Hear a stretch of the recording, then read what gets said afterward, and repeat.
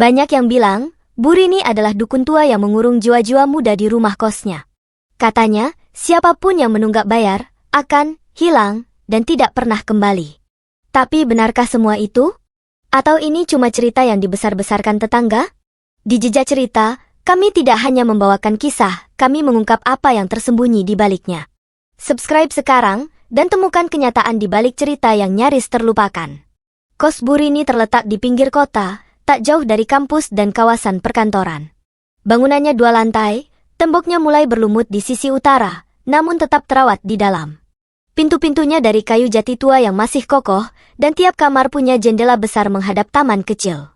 Sore itu, Andra, seorang mahasiswa tahun pertama, baru saja memindahkan koper terakhirnya ke kamar 7. Ia memandang sekeliling, ruangannya cukup luas, ada meja belajar, lemari tua, dan ranjang kayu yang berdecit tiap kali bergerak. Tapi Andra tak banyak protes, harga sewanya memang murah. Terlalu murah, bahkan. Ia bertemu Bu Rini saat pertama kali survei tempat. Wanita paruh baya itu mengenakan kebaya sederhana, senyum manis selalu mengembang. Tapi di balik tatapannya yang lembut, ada sesuatu yang sulit dijelaskan. Seolah matanya menyimpan sesuatu. Bukan marah, bukan benci. Tapi sepi yang menakutkan. Kalau ada apa-apa, ketuk saja pintu saya. Kamar saya di pojok bawah, katanya waktu itu. Andra menerima kunci dan masuk tanpa banyak tanya. Penghuni kos lainnya tidak banyak. Ada 3 anak magang dari luar kota di kamar 2, seorang guru privat di kamar 4, dan seorang wanita pendiam bernama Rasti di kamar 6. Sisanya kosong. Malam pertama berjalan biasa saja. Andra sibuk mengatur buku dan laptop. Tapi sekitar pukul 2 dini hari, ia terbangun karena mendengar suara pelan, seperti seseorang sedang menyapu halaman, padahal hujan baru saja reda. Ia menengok keluar jendela, namun hanya melihat taman basah dan pohon mangga yang bergoyang tertiup angin. Keesokan harinya, Bu Rini mengetuk pintu kamarnya. "Maaf mengganggu, Mas Andra," ucapnya sambil membawa nampan kecil berisi teh hangat dan pisang goreng. "Oh terima kasih, Bu," jawab Andra canggung. Bu Rini masuk tanpa dipersilakan, matanya menatap sekeliling ruangan. "Sudah nyaman, Mas? Kalau ada yang kurang, bilang saja," katanya sambil duduk di pinggir ranjang Andra. Andra mengangguk. "Iya, Bu. Semuanya cukup." "Bagus. Dan soal uang kos, saya tahu mahasiswa baru pasti banyak pengeluaran. Kalau bulan ini agak sulit, tak apa-apa. Tapi saya minta tolong satu hal kecil." Andra mengernyit. "Tolong apa ya, Bu?" Bu Rini tersenyum. "Nanti malam, bisa bantu saya pindahkan beberapa kotak dari gudang ke ruang belakang. Tidak berat, cuma lebih baik kalau laki-laki yang bantu." Andra ragu sejenak, tapi ia tak punya alasan menolak. Lagi pula, jika itu bisa menunda pembayaran uang kos. "Iya, Bu. Boleh." Tepat jam 9 malam, Andra mengetuk pintu kamar Bu Rini. Wanita itu membukakan pintu dengan celemek di pinggang. Di dalam, ruangannya tampak seperti rumah kuno. Ada meja makan besar dari kayu terembesi, dan lemari berisi guci-guci antik. "Ayo, ikut saya." Mereka berjalan ke belakang rumah. Di ujung lorong sempit, ada pintu tua menuju gudang. Begitu dibuka, udara pengap langsung menyergap. Bau kayu lembab dan sesuatu yang tak bisa dijelaskan. Di dalam gelap, hanya ada satu lampu kecil menggantung dari langit-langit. "Ini kotaknya," kata Bu Rini sambil menunjuk tumpukan kardus. Andra mulai mengangkat satu persatu, tapi matanya sempat melirik ke sudut ruangan. Ada kain putih menutupi sesuatu yang cukup besar. Ia tak tahu kenapa, tapi bulu kuduknya berdiri saat melihatnya. "Kotak ini berat ya, Bu? Apa isinya?" tanya Andra sambil mengangkat satu. "Kenangan," jawab Bu Rini tanpa menoleh. "Yang tak sempat dikubur." Andra terdiam, tak tahu harus menanggapi bagaimana. Mereka memindahkan 6 kotak ke ruang belakang. Setelah selesai, Bu Rini memberinya amplop coklat tipis. "Anggap ini uang lelah. Dan bulan ini, tak usah bayar kos dulu." Andra membuka amplop itu setelah kembali ke kamarnya. Di dalamnya ada uang, 200.000 rupiah dan sebuah foto tua. Dalam foto itu, terlihat seorang pria muda berdiri di taman kos ini, tapi wajahnya buram, seolah terbakar sebagian. Beberapa hari berlalu. Suasana kos tetap tenang. Tapi Andra mulai memperhatikan sesuatu. Setiap malam, ada suara langkah dari arah ruang belakang. Lalu pagi-pagi, Rasti terlihat semakin pucat dan gelisah. Ketika Andra mencoba menyapa, perempuan itu hanya menatap kosong dan berlalu begitu saja. Malam keempat, Andra terbangun lagi. Kali ini suara itu jelas. Langkah berat seperti menyeret sesuatu. Ia membuka pintu, melongok keluar. Lorong gelap. Tapi dari kejauhan, ia melihat bayangan lewat di ujung koridor. Tinggi, kurus, dan bergerak pelan. Seperti seseorang yang tersesat. Esok paginya, kamar 20. Ketiga anak magang pergi tanpa pamit. Andra bertanya pada Bu Rini. Jawabannya tenang, terlalu tenang. Mereka dipanggil pulang. Katanya orang tua mereka sakit. Saya bantu kemasi barangnya tadi subuh. Andra menunduk. Tapi kenapa mereka nggak bilang-bilang? Bu Rini tersenyum. Tidak semua perpisahan butuh pamit, Mas Andra. Malam itu, Andra duduk lama di depan laptopnya. Tapi pikirannya tak bisa fokus. Ia membuka amplop itu lagi, menatap foto yang sama. Tiba-tiba, ia melihat sesuatu yang tak pernah ia sadari. Di belakang pria dalam foto itu ada sosok samar lain. Wajahnya tersembunyi di balik pohon mangga, tapi matanya menghadap langsung ke kamera. Mata yang tak asing. Andra menoleh ke jendela. Pohon mangga itu masih ada. Dan di bawah sinar rembulan, ia merasa seperti sedang dipandangi balik. Sejak malam itu, Andra jadi lebih waspada. Ia memasang gantungan kecil di pintu kamarnya, sekadar untuk meredakan rasa tak nyaman. Tapi tetap saja, tiap malam seperti berulang. Suara langkah dari belakang rumah, pintu gudang yang seperti berderit sendiri, dan bayangan yang sesekali muncul di ujung lorong. Rasti, satu-satunya penghuni yang tersisa selain dirinya, makin jarang keluar kamar. Andra sempat mencoba mengetuk pintunya, namun tak pernah mendapat jawaban. Tirai di jendela kamar Rasti selalu tertutup rapat, bahkan siang hari. Andra akhirnya mengisi hari-harinya di kampus dan perpustakaan, mencari alasan untuk tidak terlalu lama berada di kos. Tapi tetap saja, menjelang malam, ia harus kembali. Suatu sore, saat baru membuka gerbang kos, Bu Rini sudah berdiri di depan pintu rumah utama. Seolah tahu kapan ia akan pulang. Tangan wanita itu membawa setangkai bunga kamboja kering. Mas Andra, sapanya lembut, kebetulan. Boleh bantu ibu lagi malam ini? Andra mencoba menyusun alasan, tapi urung. Tatapan Bu Rini terlalu tenang, terlalu menekan. Bantu apa ya, Bu? Biasa saja. Kali ini bukan di gudang. Saya cuma butuh bantu menuliskan sesuatu. Andra mengangguk pasrah. Iya, Bu. Pukul 9 tepat, Andra tiba di ruang tamu rumah utama. Bu Rini sudah duduk di sana, di hadapannya selembar kertas tua dan lilin menyala. Di atas meja juga ada buku bersampul hitam lusuh tanpa judul. Aromanya seperti buku lama dari loteng rumah kakek. Ibu kesulitan menulis karena penglihatan sudah kabur. Mas Andra tinggal salin saja dari buku ini. Ulangi 3 kali. Andra mengangguk. Ia membuka buku itu. Halaman pertama kosong. Tapi saat ia balikkan halaman berikutnya, muncul tulisan tangan halus namun ganjil, semacam mantra atau kutukan dalam bahasa Jawa kuno yang sebagian diterjemahkan. Ia membaca pelan.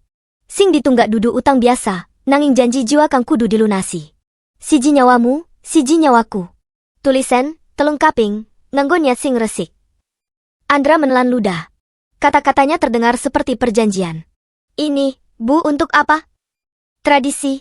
Supaya kos ini tetap tenang. Seperti menabur bunga di pusara. Andra ragu, tapi jemarinya sudah memegang pulpen. Ia menyalin kata-kata itu 3 kali, mencoba tak berpikir macam-macam. Begitu selesai, Bu Rini menggulung kertas itu dan menyelipkannya ke dalam vas kecil dari tanah liat. Terima kasih, Mas. Bulan depan, tak perlu bayar kos juga. Malam itu, Andra kembali sulit tidur. Ia bermimpi aneh, berjalan di lorong kos yang tak berujung, dinding-dinding dipenuhi foto wajah-wajah tanpa mata.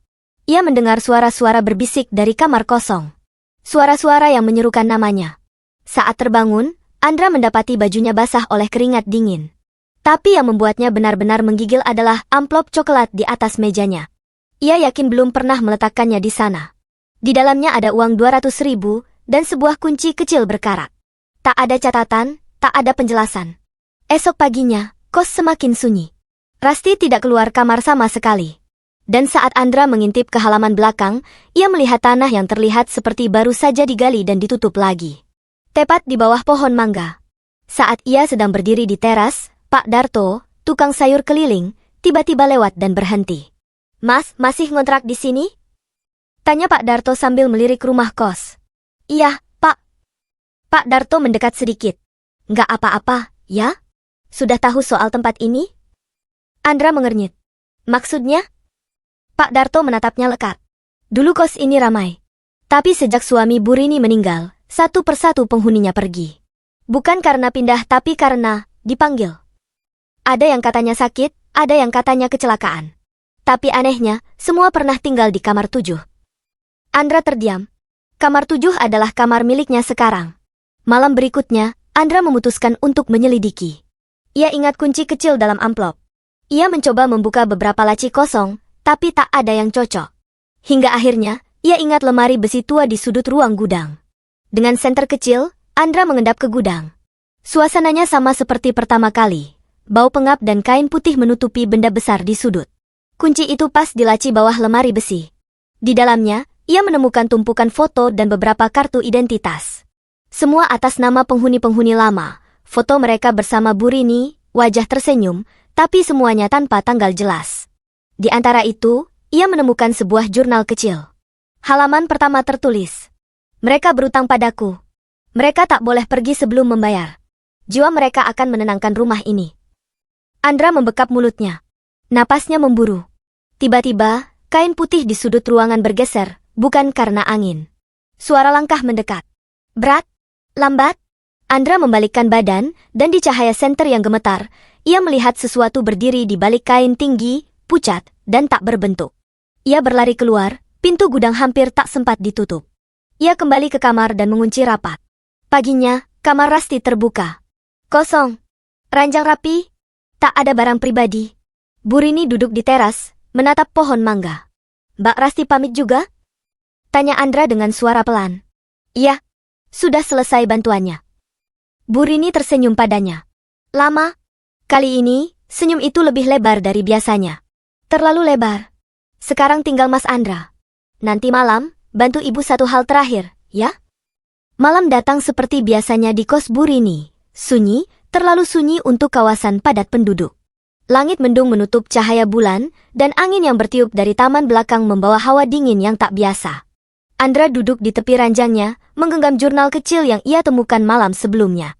Beberapa halaman terakhir berisi coretan yang tidak beraturan, seperti tulisan orang yang kehilangan kendali. Tapi satu paragraf tertulis jelas. Kos ini harus hidup. Kalau tidak, aku ikut mati. Mereka harus tinggal. Selamanya. Rumah ini adalah tubuhku, dan mereka adalah napasnya. Andra tidak bisa tidur.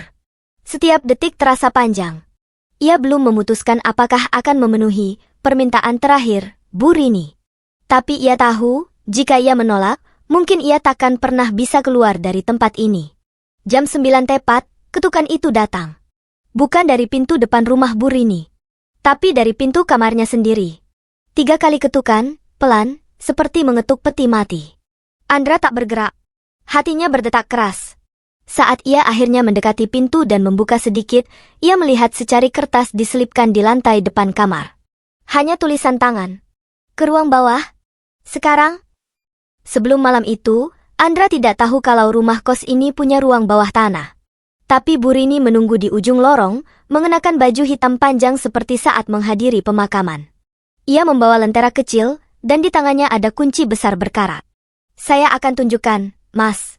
Sekalian menyelesaikan kewajiban terakhir, katanya dengan suara lembut namun dingin. Pintu menuju ruang bawah ada di balik lemari di ruang belakang. Setelah digeser, terlihat tangga sempit yang menurun ke kegelapan. Aroma lembab dan tanah basah memenuhi udara. Tak banyak yang boleh ke sini, bisik Bu Rini. Hanya yang bersedia menjaga. Andra ingin berbalik, tapi langkahnya tetap mengikuti Bu Rini turun ke bawah. Di bawah sana, hanya ada satu ruangan. Dindingnya dari batu kasar, dan di tengah ruangan ada lingkaran dari garam dan bunga-bunga kering. Di dalam lingkaran itu berdiri 5 lilin kecil dan sebuah bangku kayu tua. Duduklah, perintah Bu Rini. Andra menuruti. Kakinya bergetar. Bu Rini mengeluarkan selembar kain dari tas kecilnya. Di dalamnya, foto-foto lama. Wajah-wajah yang pernah dilihat Andra, penghuni-penghuni sebelumnya. Rasti, 3 anak magang. Bahkan seorang pria dengan baju olahraga robek. Mungkin penghuni sebelum mereka semua. Mereka semua membantu saya, kata Bu Rini. Dan sekarang giliran Mas Andra. Apa maksudnya, Bu? Suara Andra serak. Bu Rini mendekat, mengulurkan tangannya ke kepala Andra. Aku ini wadah, Mas. Kos ini bukan sekadar tempat tinggal. Ini tempat menampung jiwa-jiwa yang kesepian. Yang tak dibayar bukan uang tapi kehadiran. Kediaman. Andra mundur dari bangku. Saya nggak paham. Semua akan paham setelah kamu tinggal cukup lama. Jiwa-jiwa ini ingin ditemani. Mereka tidak ingin dilupakan. Bu Rini mencabut lilin satu persatu. Setiap lilin padam, udara terasa lebih dingin. Dalam gelap, Andra melihat bayangan-bayangan samar mulai bergerak di dinding, seolah orang-orang berdiri di sekeliling mereka. Wajah tanpa ekspresi. Mata hampa. Andra berlari. Ia menabrak dinding, mencari jalan keluar. Tapi ruangan itu seakan tak punya ujung. Dinding berubah bentuk. Lorong bercabang-cabang.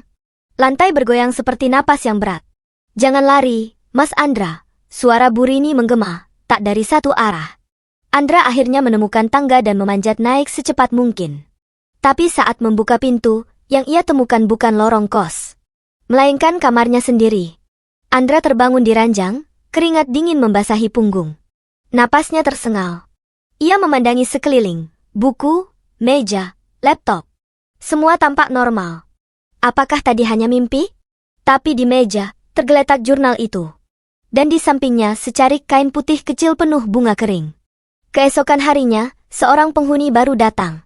Mahasiswa pindahan dari luar kota. Andra menyebutnya di gerbang. Mas tinggal di kamar 7, ya?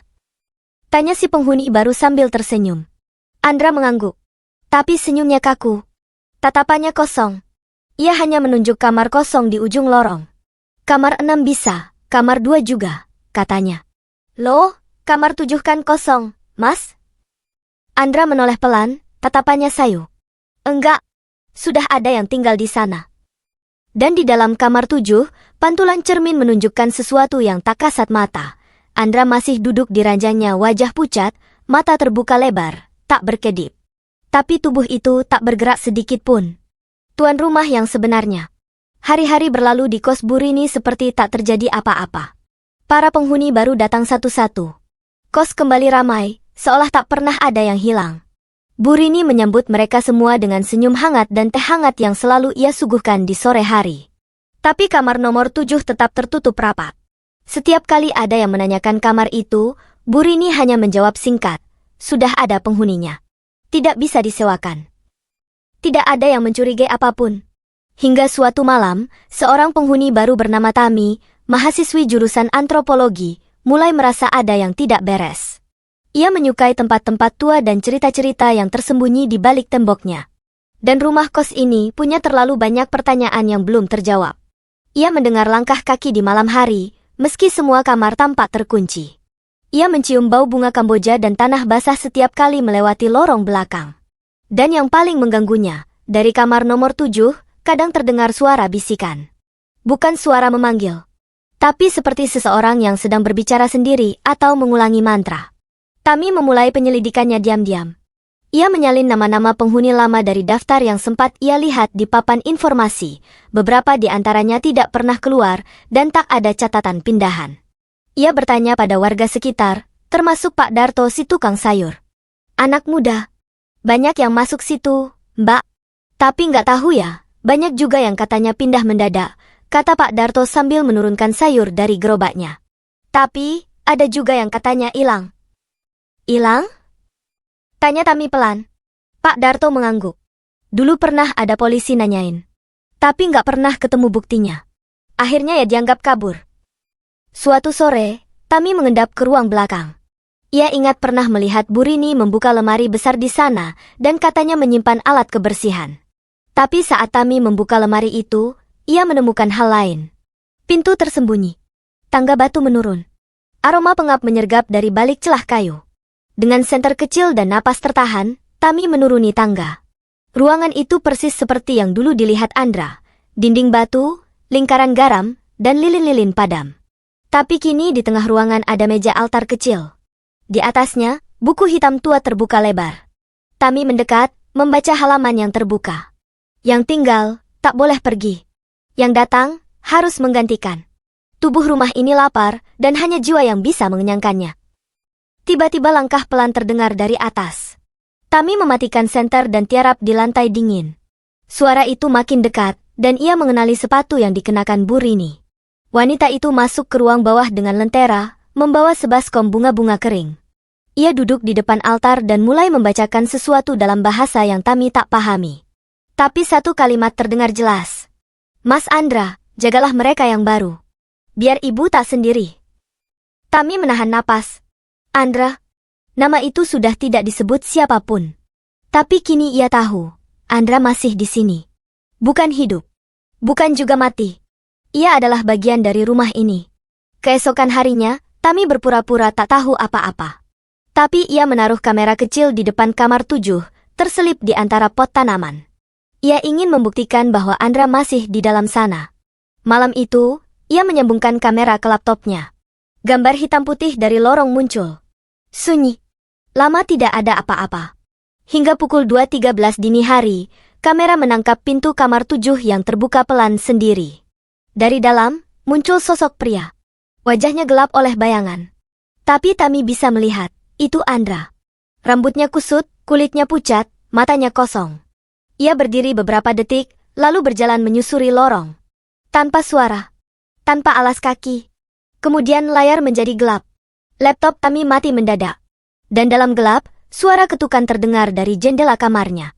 Ketukan lembut. 3 kali. Pagi harinya, Bu Rini mengetuk pintu Tami sambil membawa teh dan pisang goreng. "Maaf mengganggu," katanya seperti biasa. "Mbak Tami sibuk, ya? Kalau malam tadi ada suara mungkin itu tikus." Tami mencoba tersenyum. "Iya, Bu. Dan? Ibu ada permintaan kecil. Kalau Mbak Tami tidak keberatan, malam ini bisa bantu ibu sebentar di ruang bawah?" Tami menelan ludah. Ia tahu, ini waktunya memilih. Ia bisa pergi dan pura-pura tak pernah tahu. Tapi ia juga tahu, kalau terus membiarkan, akan ada yang lain, seperti Andra, seperti Rasti, seperti penghuni-penghuni yang namanya perlahan dilupakan. Tami menatap mata Bu Rini. Dalam senyumnya yang lembut, ada sesuatu yang rapuh. Sesuatu yang sudah lama tidak dimiliki manusia biasa, kemanusiaan.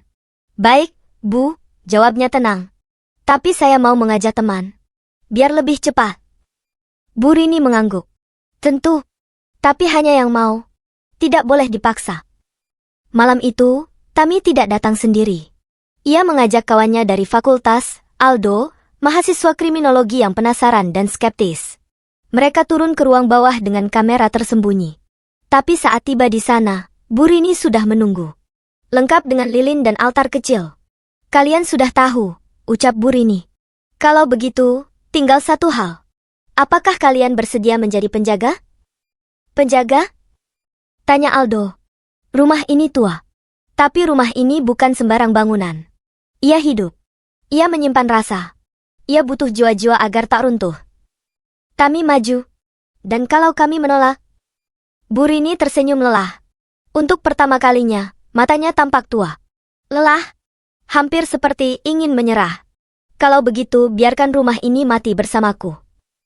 Ruang bawah tanah itu terasa makin sempit. Dinding-dindingnya seperti bergerak, seolah mendengarkan percakapan mereka. Lilin-lilin kecil bergetar tanpa angin, dan bayangan Bu Rini di dinding tampak lebih besar dari tubuhnya sendiri. Tami berdiri tenang, namun pikirannya berputar cepat. Aldo di sampingnya tampak gelisah, matanya melirik ke arah tangga, seolah mencari waktu yang tepat untuk kabur. "Tunggu," kata Tami tiba-tiba. "Saya ingin tahu siapa yang pertama kali memulai semua ini." Bu Rini memandangi mereka dengan pandangan jauh ke dalam. "Dulu, rumah ini dibangun oleh suami saya. Kami ingin membuka tempat tinggal untuk perantau. Tempat ini selalu penuh tawa, dulu. Tapi saat dia meninggal, semua berubah. Rumah ini kosong. Sepi. Saya mencoba bertahan. Tapi makin lama, seolah rumah ini mulai memanggil sendiri." Tami mengernyit. "Memanggil?" "Ya," kata Bu Rini pelan. "Kadang saya mendengar suaranya di malam hari. Memanggil dari belakang rumah. Dari kamar kosong. Dan saya hanya ingin dia kembali. Saya ikuti apa yang diminta rumah ini, supaya tidak hancur." Aldo memotong, suaranya tajam. "Jadi selama ini, Anda sengaja menjebak para penghuni?" mengorbankan mereka?